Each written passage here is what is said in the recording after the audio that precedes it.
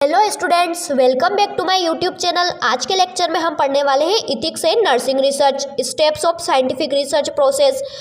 अब सबसे पहले हम पढ़ेंगे इथिक्स इन नर्सिंग रिसर्च। ये दोनों टॉपिक आपकी एग्जाम के लिए बहुत इंपॉर्टेंट है। तो सबसे पहले हम स्टार्ट करेंगे इथिक्स इन नर्सिंग रिसर्च से।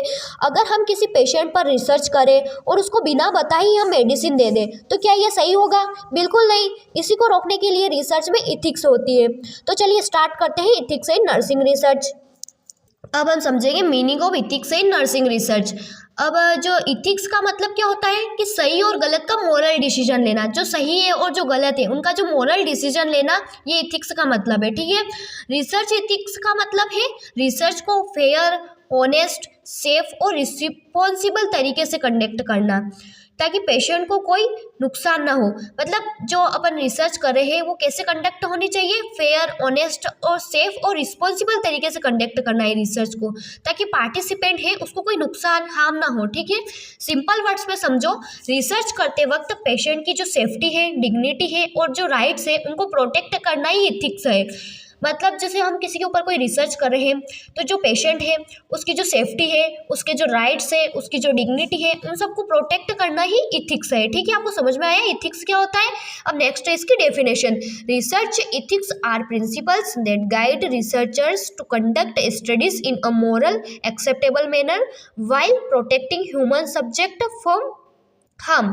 ठीक है, और एक इसके सिंपल वर्ड्स की कुछ डेफिनेशन है। Research ethics mean doing research in a fair, honest and responsible way without harming participants. आपको समझ में आ गया है कि रिसर्च करते वक्त पेशेंट की जो सेफ्टी है और जो डिग्निटी है और जो राइट्स है उनको प्रोटेक्ट करना ही इथिक्स है। ठीक है, अब why ethics important in nursing research? Nursing research में हम इंसान के साथ डील करते हैं। ठीक है, नर्सिंग रिसर्च में हम किसके साथ डील करते हैं? इंसान के साथ, जैसे पेशेंट, फैमिलीज, एल्डर, चिल्ड्रन, ये सब वल्नरेबल होते हैं। ठीक है, अगर इथिक्स फॉलो ना करें तो पेशेंट को फिजिकल हार्म हो सकता है, मेंटल स्ट्रेस हो सकता है, प्राइवेसी ब्रेक हो सकती है, लीगल केस हो सकते हैं। इसलिए इथिक्स मैंडेटरी है। ठीक है, विदाउट इथिक्स रिसर्च एक्सप्लॉयटेशन बन जाता है। अब ये सबसे इंपॉर्टेंट पार्ट है। रिसर्च इथिक्स 4 बेसिक प्रिंसिपल्स पर डिपेंड होती है।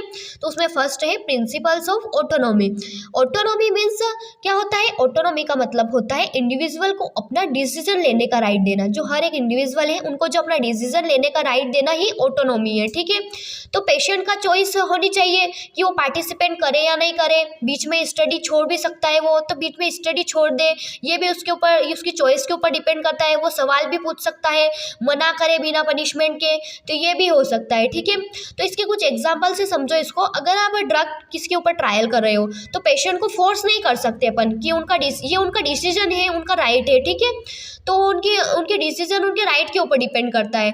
तो आप उनको कोई भी ड्रग ट्रायल कर रहे हैं तो फोर्स नहीं कर सकते इसके अंदर। ठीक है, सेकंड क्या है? Principles of beneficence. बेनिफिसेंस का मतलब है डू गुड, भलाई करना। रिसर्च का पर्पस होना चाहिए बेनिफिट देना, सोसाइटी के लिए यूजफुल होना, पेशेंट को हेल्प करना। मतलब इसके अंदर क्या होता है कि रिसर्च सिर्फ डिग्री के लिए नहीं होना चाहिए। ठीक है, एग्जाम्पल जैसे अगर आप पेन मैनेजमेंट पर स्टडी कर रहे हो तो एम क्या होना चाहिए? पेशेंट का पेन कम करना। ठीक है, अब थर्ड क्या है? Principles of non maleficence. इसका मतलब है डू नो हार्म, किसी को नुकसान ना पहुंचाना। रिसर्च में अनसेफ ट्रीटमेंट नहीं देना है, इमोशनल ट्रॉमा नहीं देना है, अननेसेसरी रिस्क नहीं देना है। ठीक है, अब एग्जाम्पल के साथ समझो, अगर न्यू इंजेक्शन टेस्ट करना है तो पहले इंश्योर करो कि वो सेफ है या नहीं। ठीक है, अब फोर्थ क्या है? Principle of justice. जस्टिस का मतलब है फेयरनेस, सबको equal treatment, no discrimination, risk और बेनिफिट्स का फेयर डिस्ट्रीब्यूशन। ठीक है, तो जस्टिस का मतलब है फेयरनेस। ठीक है, सबको इक्वल ट्रीटमेंट देना है, कोई भी डिस्क्रिमिनेशन नहीं करना है। ठीक है, एग्जाम्पल जैसे सिर्फ पूरे पेशेंट को रिसर्च के लिए यूज करना, ये गलत है। ठीक है, राइट्स ऑफ रिसर्च पार्टिसिपेंट्स। हर पार्टिसिपेंट के कुछ राइट्स होते हैं। Right to self decision, right to informed consent, right to privacy, right to confidentiality, right to protection from harm, right to withdrawal any time. ये राइट्स कभी violate नहीं होने चाहिए। ठीक है, इन्फॉर्म्ड कंसेंट क्या हो सकता है? इन्फॉर्म्ड कंसेंट का मतलब क्या होता है? पार्टिसिपेंट को स्टडी के बारे में सब कुछ बताकर रिटर्न परमिशन लेना। मतलब जो स्टडी कर रहे हैं उसके बारे में जो पार्टिसिपेंट है उनको सब कुछ बताना है और रिटर्न परमिशन लेना है उनकी। ठीक है, कंसेंट को कंसेंट में बताया जाता है कि स्टडी का पर्पस क्या है, प्रोसीजर क्या होगा, रिस्क क्या है, इसके बेनिफिट्स क्या हो सकते हैं, कितने टाइम लगेगा, कभी भी विथड्रॉल कर सकते हैं, ये सब अपन को बताते हैं कंसेंट के अंदर जो पार्टिसिपेंट है उनको। ठीक है, कंसेंट सिंपल लैंग्वेज में होना चाहिए, जो कंसेंट हम दे रहे हैं वो कैसा सिंपल लैंग्वेज में होना चाहिए। और अगर चिल्ड्रन के केस में गार्डियन को कंसेंट देना है, अगर चिल्ड्रन का कोई केस है तो उसमें उनके जो गार्डियन है, जो पेरेंट्स हैं, उनको कंसेंट जरूरी है। ठीक है, उनका कंसेंट जरूरी है यहाँ पे। नेक्स्ट है कॉन्फिडेंशियलिटी एंड एनोनिमिटी। कॉन्फिडेंशियलिटी का मतलब है पेशेंट की इंफॉर्मेशन को सीक्रेट रखना, और एनोनिमिटी का मतलब है नाम रिवील ही ना करना। एग्जाम्पल जैसे नाम की जगह कोड नंबर का यूज करना, है ना, आपको क्लियर हो गया होगा। ठीक है, तो कॉन्फिडेंशियलिटी मतलब पेशेंट की जितनी भी इंफॉर्मेशन है उनको सीक्रेट रखना, और एनोनिमिटी का मतलब है उनका जो नाम है उसको रिवील नहीं करना, उसकी जगह कोड नंबर का यूज कर सकते हैं हम। ठीक है, नेक्स्ट है protection of vulnerable groups. Special care लेना होती है, children, mentally patients, elderly, pregnant women, है ना। ठीक है, तो क्योंकि ये अपना राइट से प्रोटेक्ट नहीं कर पाते हैं। ठीक है, अब नेक्स्ट है इथिकल क्लियरेंस। रिसर्च स्टार्ट करने से पहले इंस्टीट्यूशनल इथिक्स कमेटी से अप्रूवल लेना जरूरी है। ठीक है, वो चेक करती है स्टडी सेफ है या नहीं, रिस्क ज़्यादा तो नहीं है, पार्टिसिपेंट प्रोटेक्ट हो रहे हैं या नहीं, तो अप्रूवल के बिना रिसर्च स्टार्ट नहीं कर सकते। ठीक है, तो जो भी इंस्टीट्यूशनल इथिकल कमेटी है, जो इंस्टीट्यूशनल इथिक्स कमेटी है, उनसे अप्रूवल लेना जरूरी है। ठीक है, इस रिसर्च स्टार्ट करने से पहले। ठीक है, अब कॉमन एथिकल इशू क्या हो सकते हैं, अगर रिसर्चर डाटा जो रिसर्चर है डाटा झूठा लिखे, कंसेंट ना ले, जो कॉन्फिडेंशियलिटी है उसको ब्रेक करे, तो ये अनएथिकल है। ठीक है, तो जो कॉमन एथिकल इश्यूज है, ठीक है, जो रिसर्चर है वो क्या है, झूठ बोल सकता है या झूठ लिख सकता है, कंसेंट ना ले पेशेंट से। नर्स रिसर्चर है, उसका रोल क्या है, तो नर्स रिसर्चर को ऑनेस्ट होना चाहिए, ट्रांसपेरेंट होना चाहिए, पार्टिसिपेंट की डिग्निटी रिस्पेक्ट करनी चाहिए। ठीक है, और ICN कोड फॉलो करना चाहिए। तो अब नेक्स्ट हम समझते हैं steps of scientific research process. Scientific research एक सिस्टमेटिक और ऑर्गेनाइज्ड प्रोसेस होता है जिसमें हम किसी प्रॉब्लम का साइंटिफिक तरीके से सॉल्यूशन ढूंढते हैं। ये रैंडम काम नहीं होता है, बल्कि स्टेप बाय स्टेप प्लानिंग के साथ होता है। जैसे नर्सिंग में अगर हमें इन्फेक्शन रेट कम करना है तो हमें प्रॉपर रिसर्च करनी पड़ेगी। अब इसके जो मेन एक एक स्टेप्स हैं उनको सिंपल लैंग्वेज में समझते हैं। तो उसमें फर्स्ट है identification of the research problem. सबसे पहला स्टेप होता है प्रॉब्लम आइडेंटिफाई करना। यहाँ रिसर्चर डिसाइड करता है कि उसे किस टॉपिक पर स्टडी करनी है। प्रॉब्लम क्लियर होनी चाहिए, स्पेसिफिक होनी चाहिए, रिसर्च करने लायक होनी चाहिए। ठीक है, प्रॉब्लम बिल्कुल क्लियर, स्पेसिफिक और रिसर्च करने लायक होनी चाहिए। ठीक है, इसको एग्जांपल के साथ समझो।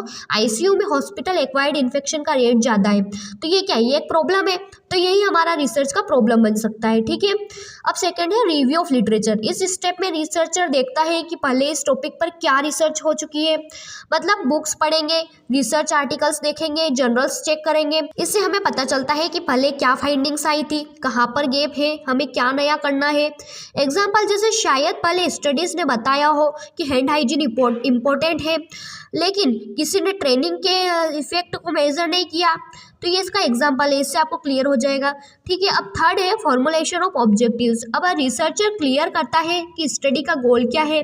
ऑब्जेक्टिव सिंपल, क्लियर और मेजरेबल होना चाहिए। एग्जाम्पल जैसे to assess the effectiveness of hand hygiene training among staff nurses. मतलब जैसे हम चेक करना चाहते हैं कि ट्रेनिंग देने से इन्फेक्शन कम होता है नहीं है या नहीं। फोर्थ है फॉर्मुलेशन ऑफ हाइपोथेसिस। हाइपोथेसिस एक प्रेडिक्शन होता है, ये एक अजम्पशन होता है जो हम टेस्ट करते हैं, है ना। एग्जाम्पल के साथ समझो, हैंड हाइजीन ट्रेनिंग देने से इन्फेक्शन रेट कम होगा। ये एक प्रेडिक्शन है। ठीक है, कि हम हैंड हाइजीन ट्रेनिंग देंगे तो इन्फेक्शन रेट जो क्या है वो कम हो जाएगा, तो एक प्रेडिक्शन दे रहे हैं हम, तो इसको क्या बोलेंगे, हाइपोथेसिस। अगर रिसर्च में स्टैटिस्टिकल टेस्टिंग करना है तो हाइपोथेसिस जरूरी होता है। अब फिफ्थ है selection of research design. Research design मतलब रिसर्च का ब्लूप्रिंट। यहाँ डिसाइड करते हैं स्टडी का टाइप क्या होगा, डाटा कैसे कलेक्ट करेंगे, इसके टाइप से एक्सपेरिमेंटल, डिस्क्रिप्टिव और रिलेशनल। एग्जाम्पल के साथ समझो, अगर हम ट्रेनिंग देकर रिजल्ट कंपेयर कर रहे हैं तो ये एक्सपेरिमेंटल स्टडी होगी।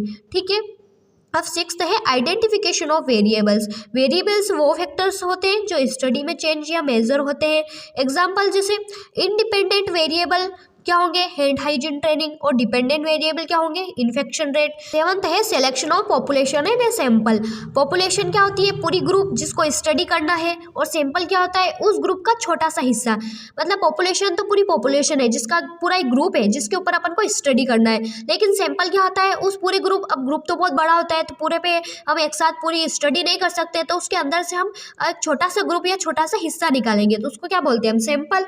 अब एग्जांपल के साथ समझो, पॉपुलेशन क्या है, आईसीयू की सब भी नर्सेज, ठीक है। पॉपुलेशन में क्या आ जाएगा, आईसीयू में जितनी भी नर्सेज है सब, ठीक है। और सैंपल में क्या होगा, 30 नर्सेज जिन्हें हम सेलेक्ट करते हैं, मतलब सारी नर्सेज में से 30 नर्सेज को हमने सिलेक्ट किया स्टडी के लिए, तो ये क्या है, सैंपल हो गया। अब सबको स्टडी करना पॉसिबल नहीं होता है, इसलिए सैंपल लिए जाते हैं, ठीक है। 8th पॉइंट क्या है, development of data collection tools. Data collection करने के लिए टूल्स बनाए जाते हैं, एग्जाम्पल जैसे क्वेश्चनर, ऑब्जर्वेशन चेकलिस्ट, इंटरव्यूज। ये सारी चीज़ें मैंने आपको प्रीवियस जितने भी लेक्चर है उसके अंदर ये सारे पॉइंट्स मैंने आपको डिटेल में समझा दिए हैं। यहाँ पे बस मैं शॉर्ट में इन सबको एक्सप्लेन कर रही हूँ। अब अगर हम चेक करना है कि नर्सेस हैंड वॉश कर रही है या नहीं, तो हम ऑब्जर्वेशन चेकलिस्ट बना सकते हैं, ठीक है। 9th पॉइंट क्या है, पायलट स्टडी। पायलट स्टडी एक छोटी ट्रायल स्टडी होती है। इसका पर्पस होता है स्टडी पॉसिबल है या नहीं चेक करना, टूल्स सही काम कर रहे हैं या नहीं। और ये कब करते हैं हम, ये जो मेन रिसर्च है उससे पहले करते हैं हम, ठीक है।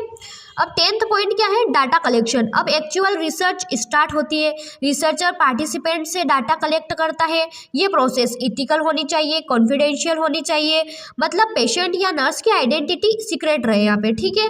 11th पॉइंट क्या है, डाटा एनालिसिस। अब वो डाटा कलेक्ट हुआ है उसका अरेंज और कैलकुलेट किया जाता है। अब जो डाटा हमने कलेक्ट किया है उसका जो अरेंज और उसको जो कैलकुलेट किया जाता है इसके अंदर, ठीक है। इसमें जैसे percentage, mean, statistical test use किए जाते हैं, ठीक है। ये स्टेप बताते हैं कि हाइपोथेसिस सही था या नहीं, या गलत था।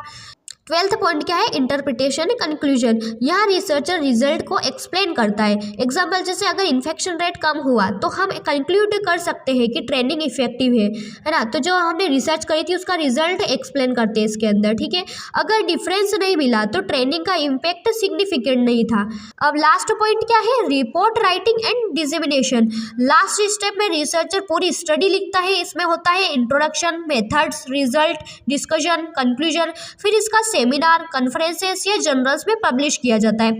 अब इसको सिंपल शॉर्ट लाइन में समझो पूरे को कि साइंटिफिक रिसर्च प्रोसेस एक systematic step by step method है जो प्रॉब्लम आइडेंटिफाई करने से शुरू होता है और रिपोर्ट राइटिंग पर खत्म होता है। तो आज के लेक्चर में हमने पढ़ा है इथिक्स इन नर्सिंग रिसर्च और steps of scientific research process. तो आई होप आपको ये पॉइंट्स दोनों क्लियर हो गए होंगे और अच्छे से समझ में आ गए होंगे। अगर आपको वीडियो पसंद आया हो तो please like, subscribe and share my channel. Thanks for watching.